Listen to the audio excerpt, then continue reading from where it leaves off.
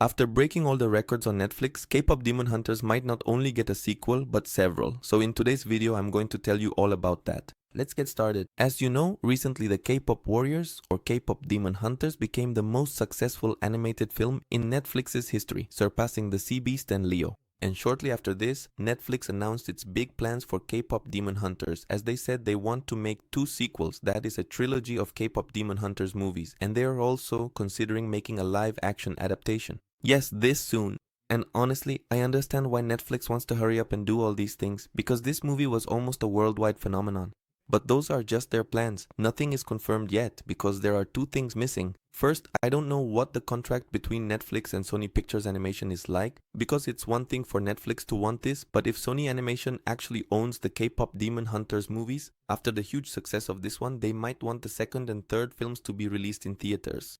As I was saying, this isn't certain because I don't know how the deal between both companies turned out, but I don't think Netflix has 100% control. Otherwise, they wouldn't have just talked about their plans for the movie, they would have literally confirmed the sequels and this live-action adaptation, but they didn't do that. And now let's move on to the second point, which is that since this movie uses animation very much in the style of Spider-Verse, and as you know it's very complex, even if they start working on the sequels and the live-action adaptation right now, it's going to take many years before we see anything new from this franchise. It's going to be very much like what's happening with Beyond the Spider-Verse, which took way too long to make, or like what happened between the first and second seasons of Invincible. Since they didn't expect it to be such a hit, it took them a really long time to make the next part. The same thing is going to happen here. So let's see if people don't forget about this first movie by the time all of that comes out.